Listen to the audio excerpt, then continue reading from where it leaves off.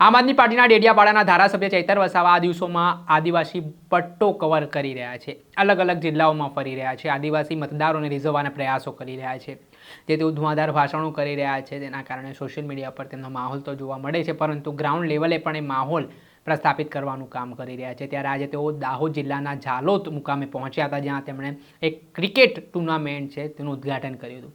આ ક્રિકેટ ટુર્નામેન્ટનું ઉદ્ઘાટન બાદ ધારાસભ્ય ચૈતર વસાવાએ એક જનસભા સંબોધી, જેમાં મોટી સંખ્યામાં ત્યાંના સ્થાનિક લોકો છે તે આ જનસભામાં ઉમટ્યા હતા। ધારાસભ્ય ચૈતર વસાવાએ આદિવાસી સમાજની જે વર્ષોથી માંગ રહી છે અનુસૂચિ 5 તે લાગુ કરવામાં આવે તે બાબતને લઈને પ્રતિક્રિયા આપી, સાથે તેમણે જે બંધારણીય અધિકારો મળેલા છે તે અધિકારોનું ચુસ્તપણે પાલન કરવામાં આવે, એટલું જ નહીં ગ્રામ સભાની જે બાબત છે, કોઈ પણ ઠરાવ કે કોઈ પણ બાબતો હોય, સાથે જ તેમણે ગ્રામ સભા ઉપર પણ ભાર આપ્યો કે જે ગ્રામ સભાનો એક વર્ચસ્વ હતો, એક દબદબો હતો, પરંતુ આજની સ્થિતિમાં તે ગ્રામ સભા પણ યોજાતી નથી, તેને લઈને પણ તેમણે સવાલ ઉઠાવવાની શરૂઆત કરી હતી। પહેલાં તો આપ સાંભળો ધારાસભ્ય ચૈતર વસાવાએ જાહેર મંચથી શું વાત કરી। જોગવાઈ આપવામાં આવી છે, તમે જોયું હશે આઝાદીના 78 વર્ષ પછી પણ એ અનુસૂચિ 5 આપણે ત્યાં લાગુ કરવામાં નથી આવી, માત્ર કાગળ પર છે, બંધારણ પર છે। અનેક વખતે હાઈકોર્ટ, નામદાર સુપ્રીમ કોર્ટે સરકારોને તાકીદ કરી છે કે અહીં તમે અનુસૂચિ 5 લાગુ કરો, છતાં આ સરકારોએ એ સુપ્રીમ કોર્ટ અને એ હાઈકોર્ટની પણ અવગણના કરી છે। ત્યારે આજે તમે જોયું હશે કે બંધારણમાં એ ચાહે અનુસૂચિ 5 ની વાત હોય, એ ચાહે 1996 ના પૈસા એક્ટની વાત હોય, 1983 ના 73 ના કાનૂનની વાત હોય કે બીજી અનામત બાબતોની વાત હોય, આજે આપણા આદિવાસી સમાજમાં એકતા નથી। આપણે બધા પાર્ટીઓમાં વહેંચાયેલા છે, સંગઠનોમાં વહેંચાઈ ગયા છે, આજે આપણે ધર્મ સંપ્રદાયોમાં વહેંચાયેલા છે, આપણામાં એકતા ન હોવાના કારણે સરકાર આજે પણ એ અનુસૂચિ 5 લાગુ નથી કરી શકી। પૈસા એક્ટનો ચુસ્તવારે અમલ નથી થતો, 73 ની જમીનો આજે છીનવાઈ જાય છે। કોઈ પણ પ્રોજેક્ટ આવે છે ત્યારે ગ્રામ સભાની પરવાનગી લેવામાં નથી આવતી, કોઈ વ્યક્તિની જમીન જાય છે એની પરવાનગી લેવામાં નથી આવતી, પબ્લિકની જાહેર હિયરિંગ કરવામાં નથી આવતું અને બારોબાર જમીનો સંપાદન થાય છે। સત્તામાં બેઠેલા કેટલાક નેતાઓ, કેટલાક અધિકારીઓ પોલીસનો ઉપયોગ કરે છે, સત્તાનો દુરુપયોગ કરે છે, પોલીસનો કાફલો ખડકી દેવામાં આવે છે અને નેશનલ હાઈવે હોય, ભારતમાલા પ્રોજેક્ટ હોય, કોરિડોર હોય, એરપોર્ટ માટેની જમીનોની વાત હોય, જંગલની જમીનોની વાત હોય, નેશનલ હાઈવેની જમીનોની વાત હોય કે આ વિસ્તારમાં ચાલતી હાઈ ટેન્શન લાઈનો કાઢવાની હોય, નહેર કાઢવાના હોય કે ડેમો બનાવવાના હોય, જ્યારે પણ જમીનોની જ્યારે પણ જરૂર પડી છે ત્યારે આદિવાસી સાથે ન્યાય નથી થયો। આદિવાસી સમાજ પરથી એ જમીન સત્તાનો દુરુપયોગ કરીને ખોચવી લેવામાં આવી છે। ત્યારે મારા સાથીઓને હું વિનંતી કરું છું, જ્યાં સુધી આપણે નહીં જાગીશું, એક નહીં થઈશું, એક મંચ પર નહીં આવીશું, આવનારા દિવસોમાં પણ આવા અનેક પ્રોજેક્ટોના આવતા આપણી જમીનો જે કંઈ બચી કૂચી છે પણ જતી રહેવાની છે। આજે ઉદ્યોગ જગતની નજર આપણી જળ, જંગલ અને જમીનો પર છે। તમે જોયું હશે આજે છત્તીસગઢ હોય, આસામ હોય, ઝારખંડ હોય, કોઈ પણ જગ્યાએ જે નક્સલવાદની પ્રવૃત્તિઓ થાય છે એમાં તમામ આદિવાસી આગેવાનો હોય છે। કોઈને શોખ નથી થતો હાથમાં હથિયાર લેવાની, કોઈને પોતાના પરિવાર ગામથી દૂર થવાની ઈચ્છા નથી રહેતી, કોઈને જંગલમાં ભટકવાની ઈચ્છા નથી રહેતી, પણ પોતાના પૂર્વજોએ આપેલા જળ, જંગલ, જમીનના અધિકારો બચાવવા માટે, પોતાના સામાજિક અધિકારો બચાવવા માટે, સંવિધાનિક અધિકારો બચાવવા માટે આપણા લોકો, તમામ દેશના લોકો લડી રહ્યા છે। આજે તમે જુઓ દેશમાં જેટલી પણ આર્મી છે, બીએસએફ છે, જેટલી પણ ફોર્સ છે, અડધી ફોર્સનો ઉપયોગ એ આપણા આદિવાસી સમાજ સાથે લડવા માટે સરકાર ઉતારી રહી છે। નક્સલીઓ બતાવીને એમના પર એન્કાઉન્ટરો થયા છે, એમને ઠાર મારવામાં આવેલા છે।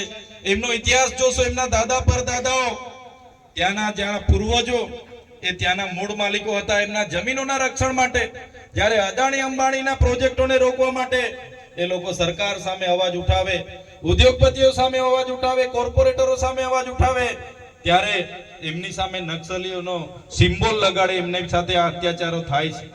ત્યારે આ બંધારણ દિવસની વધારે વાતો નથી કરતો, પણ આજે બંધારણનો અમલ કરનારા લોકો અને આજે આપણો બંધારણનો અમલ નથી થયો અને આજે આપણા અનેક સમસ્યાઓથી આપણે આગળ વધી રહ્યા છે, અનેક ઘર્ષણો બંધારણ દિવસની આપણે બધાએ આવનારા દિવસોમાં જાગૃત થવું પડશે, બંધારણ જાણવું પડશે, એમાં મળેલા પ્રાવધાનો જોવા પડશે, જાણવા પડશે, આપણામાં જાગૃતતા લાવવી પડશે, એકતા લાવવી પડશે, આપણી પરંપરાઓ, આપણી અસ્મિતાઓ, આપણી સંસ્કૃતિનો બચાવ કરવા માટે આપણે બધાએ જોવું પડશે. સાથે આજનો કાર્યક્રમ એ ક્રિકેટના ટુર્નામેન્ટના ઉદ્ઘાટનનો કાર્યક્રમમાં મને આમંત્રિત કર્યા છે. ત્યારે સાથીઓ, ત્યારે અહીંયા જે પણ લોકો ભાગ લેવાના છો, રમત ગમતના જે પણ લોકો ઉત્સાહી છો, એમને બધાને હું શુભકામના આપું છું. જે પ્રકારે આપણા જીવનમાં બધી જ વસ્તુઓની જરૂર છે, જમવા, ભણવા, શિક્ષણ, નાચ ગાન, એ રીતના રમત ગમતનો પણ આપણા જીવનમાં એક ખૂબ મોટો ફાળો રહ્યો છે. રમત ગમતથી તમે બધા જાણો છો એ પ્રકારના શારીરિક શક્તિઓ આપણી બહાર આવે છે, એકબીજા સાથે મિત્રતા કેળવાય છે, શિસ્તની ભાવના, અનુશાસન આપણે શીખીએ છીએ. અને એ જ રમત દિવસોમાં ઘણા લોકો પોતાનું કેરિયર પણ રમત ગમતમાં બનાવે છે. ત્યારે આજના ક્રિકેટ ગ્રાઉન્ડમાં જેટલી પણ ટીમો ભાગ લેવાની છે એમને મારા તરફથી હું શુભકામનાઓ પણ પાઠવું છું. સાથે સાથે અહીંયા ઘણા મોટી સંખ્યામાં યુવાન સાથીઓ ઉપસ્થિત છે. ત્યારે મારા યુવાન સાથીઓને પણ કરું છું, આપણા યુવાનો 11 વાગ્યાથી ડીજે માં નાચતા થાય અને ડીજે વાળા કદાચ 3 કે 4 વાગે બંધ કરે તો પણ યુવાનો કે ના ભાઈ વગાડો તમે, અમારે નાચવું છે. 11 વાગ્યાથી 4 વાગ્યા સુધી નાચવાની એટલી કુદરતે આપણને શક્તિ આપી છે, અખૂટ શક્તિઓ. તો જે પ્રકારે તમારી શક્તિનો ઉપયોગ નાચવામાં, કૂદવામાં આપણે બધા કાઢીએ છીએ, એ જ પ્રકારે આપણી શક્તિનો ઉપયોગ આપણા કેરિયર બનાવવા માટે પણ કરવો પડશે, શિક્ષણ માટે પણ કરવો પડશે. આપણા પરિવારના, આપણા બાળકોને કઈ રીતના ભણાવવું એના માટે પણ આપણે વિચારવું પડશે. મારા ઘણા વડીલ મિત્રો અહીંયા ઊભા છે. હું ગઈકાલે રસ્તે આવતો હતો, હું ત્યારે રાજપીપળાથી નીકળ્યો, પાવાગઢથી આવ્યો, આખા રોડ ને રોડ ભરેલા. 2-3 જગ્યાએ જમરૂક લેવા અમે ઉભા રહ્યા અને યુવાન નાના છોકરાઓ પાછળ બેગ અને ટોળે ને ટોળા યાત્રામાં હતા. બધા છોકરાઓ મને કે સાહેબ ફોટો પડાવવાનો છે. મેં ઉભો રહ્યો, મેં કીધું બેટા ફોટો પાડી લો. મેં કીધું ક્યાંથી આવો છો? એટલે એમણે ગામડાઓના નામ લીધા. અમે આ ગામના છે, આ ગામના છે, આ ગામના છે. મેં પૂછ્યું છોકરાઓ ભણો છો કે નહીં? એમણે કીધું ભણીએ છે સાહેબ અમે. મેં કીધું કયા ધોરણમાં ભણો છો? કોઈ કીધું અમે 9માં છે, 10માં છે, કોઈ કીધું અમે 8માં છે. મેં પૂછ્યું કેટલા દિવસથી યાત્રામાં નીકળેલા છો? એમણે કીધું અમે 15 દિવસનો અમારી યાત્રા છે. મેં કીધું શાળા? તો શાળા સાહેબ 15 દિવસે રજા. મેં કીધું લો ભાઈ. તો મારા વડીલો, મારા યુવાનો, મારા બધાને વિનંતી કરું છું, જે છોકરાઓને ભણવાનો સમય છે એમને ભણાવો, જ્યારે યાત્રા કરવાનો સમય આવશે ત્યારે યાત્રા કરાવજો, મારે કોઈ વાંધો નથી. પણ આવા ભણવાનું રજા પાડીને જે લોકો 15 દિવસે રોડ પર ફરીને યાત્રાઓમાં જાય છે એમને વિનંતી કરો કે છોકરાઓ તમારે ભણવાનું છે, સમય ભણો, જ્યારે યાત્રાનો સમય આવશે ત્યારે પણ યાત્રા કરજો. અને એવા આજુબાજુમાં જ્યાં પણ હોય એમને કહો કે ભાઈ 15 દિવસની રજા ના હોય, તમારે 4 ધામ ફરવું હોય, 5 ધામ ફરવું હોય, ફરો, પણ શિક્ષણ અને તમારી કારકિર્દી પહેલા બનાવો, એ પણ તમારે બધાને વિનંતી કરવી પડશે. ત્યારે છોકરાઓને મેં એ જ વાત કરી કે શાળામાં કેમ રજા પાડી તમે 15 દિવસે? તમારો ભણવાનો સમય છે, ભણો.